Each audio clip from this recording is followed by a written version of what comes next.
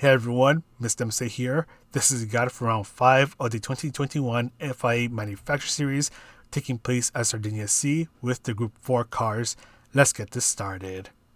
Quick note, when you're starting a new lap, and this is especially the case for qualifying, make sure you go out a bit wide like how I'm doing it right here.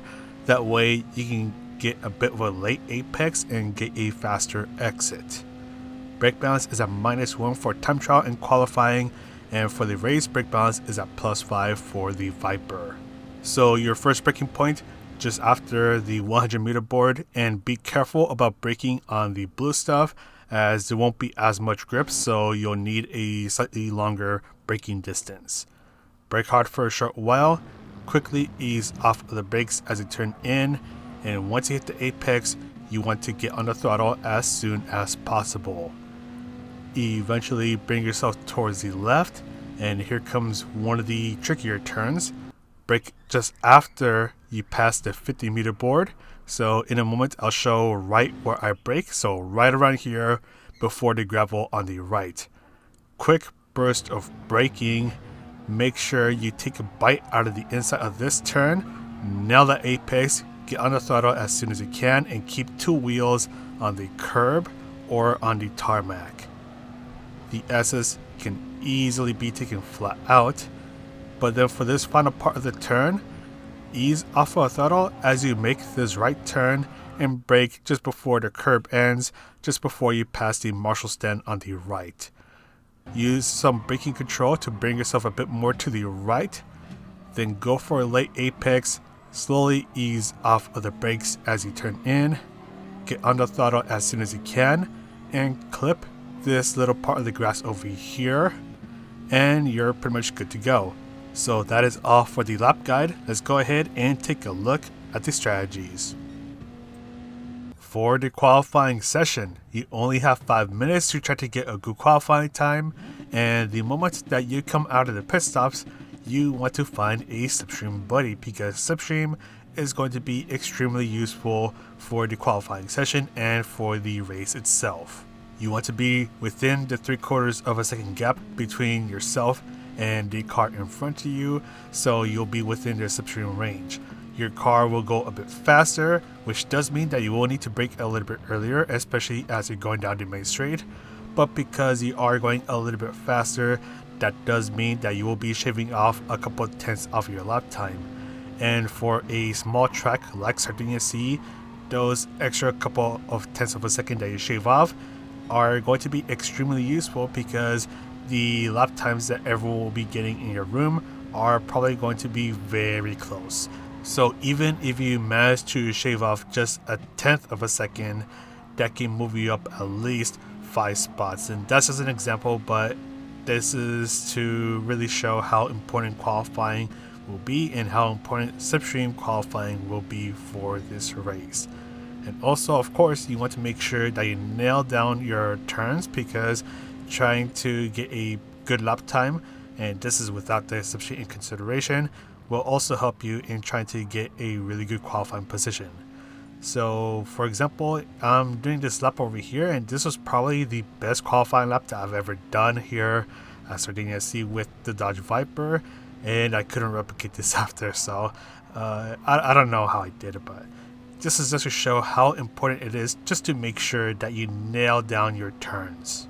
And then add in the Slipstream, and you'll pretty much end up with a crazy good qualifying time. So you want to nail down your turns and get a good Slipstream from the car ahead of you, so you can try to get the best qualifying time possible.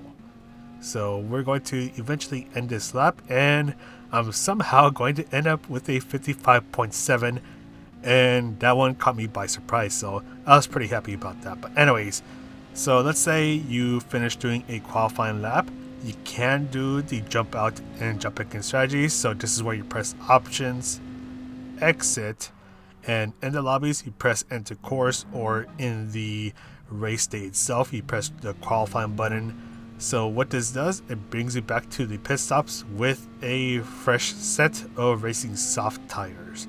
So you can pretty much just do this, so you don't have to go to the pit stops.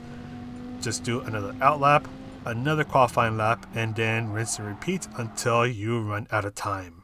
And before we go on over to the race strategies, the first thing you want to do when the qualifying session is over is change your tires. So going over to driving options, change the front tires first, and then change the rear tires second. So you see me doing this from the Fuji race a while back. You can also do it from the car settings, change the front tires first, and then the rear tires second. And make sure you change your tires over to racing hard tires. And this is because this is a no-stop race with the racing hard tires. So we're doing 25 laps of Sardegna C with the Group 4 cars. All 3 tire compounds are available to be used for this race, but only the racing hard tires are needed to be used. So the racing hard tires are required. You do need to use them for at least 1 lap, so you don't get a 1-minute penalty after the race ends. And don't forget that when you're starting your race, your tires are going to be cold, so you want to be a little more careful about how you drive the car. But anyways, fuel is a ×2, so don't worry about the fuel. The tower is a ×5, which is not going to be an issue for many cars. So as long as you're doing this race only on the racing hard tires, the most that you really need to do is adjust the brake balance to make your tires last, and that's kind of it. The only exception is with the 4-wheel drive or all-wheel drive cars and the front-wheel drive cars, because tower will be an issue for those cars. But for most, if not all, of the front engine rear-wheel drive and the mid-engine rear-wheel drive cars, tower is not an issue at all. And I'm being a little straightforward with this race strategies because we actually did this race in March 2021. So the main difference between that race and this one was that with the one in March, the racing hard tires was not an option. That one, it was only racing soft and medium tires, with the racing medium tires being the mandatory tire, and that race was a pretty straightforward 0 stop on the medium tires. With this one, racing hard tires are also available, and the racing hard tires are the only required tires. So you're pretty much just 0 stopping on the racing hard tires. And first and second place are actually trying to go for the 1 stop. They're in the Audi TT Cup. So those cars are going to be really strong in the qualifying session and in the first half of the race. And this is even the case if they're 0 stopping. But because they have really high tire wear, they're going to end up being at a huge disadvantage towards the end of the race. Even more so because, once again, first and second place in the TT Cups for both of them, they're going to be 1 stopping this race because they are on the racing soft tires. So you'll see why the 1 stop is not going to work.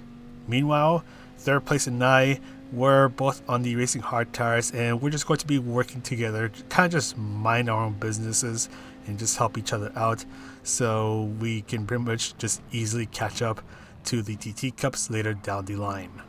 But as they go ahead and run away from us, so Slipstream, it's going to be also important for this race because it's going to let you keep up with those in front of you. So trying to work with others is going to be even more crucial for a race like this, and you might even see a little bit of bump drafting going on. So this is where, with the Slipstream, you end up giving a car in front of you a little bump. So they go faster, you catch up to them, you bump them again, and you both go faster.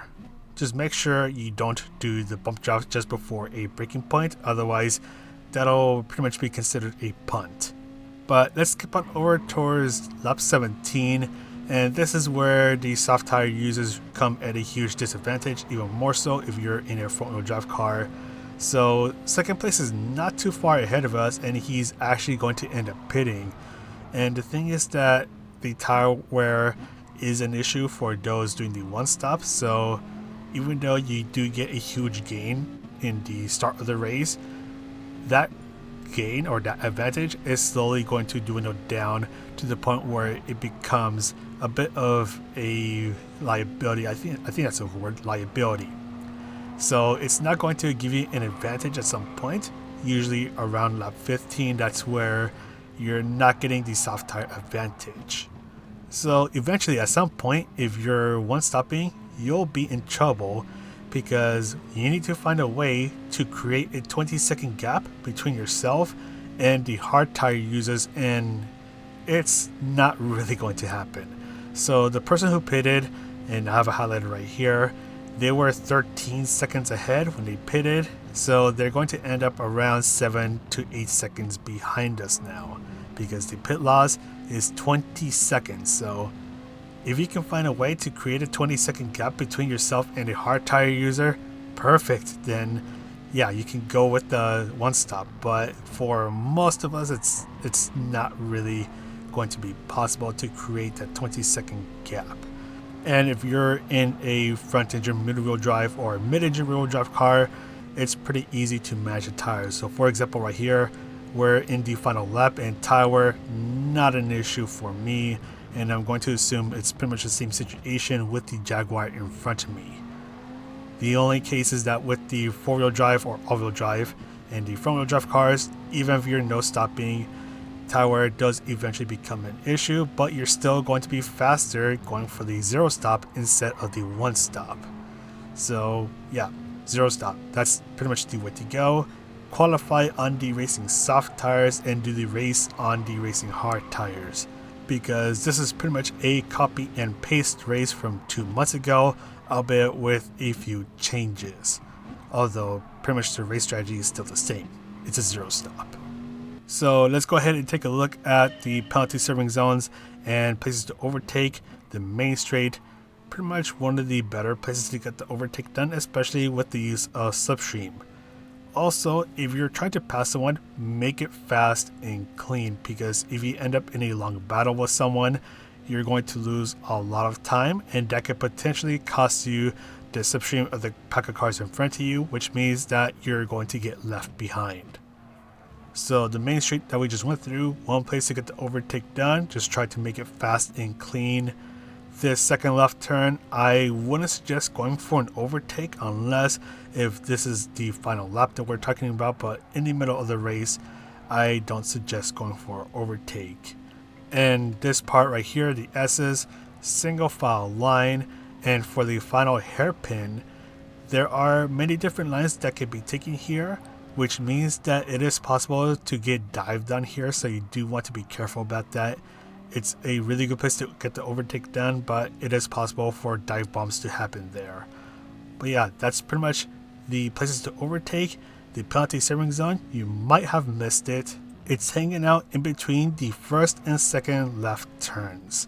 So it's going to be right around here. So before the second left-hand turn, here's the penalty serving zone. So if you have any penalties to serve, you'll be serving it right there. And try not to get any penalties because you do not want to lose that Slipstream. And yeah, that's pretty much it for this guide. Sorry if I sound annoyed, because I am pretty annoyed that this is a copy and paste race. Speaking of copy and paste races, there is another copy and paste race, which is going to be the upcoming Toyota Cup race. So that race is an exact copy paste from a race that we had in February. So if you want the guide for that race, I'll leave it in the card up above in the description down below. But anyways, that is all for me. I'm going to sign off now. So this is Mr. MCA getting copy pasted, and I'll see you in the next video.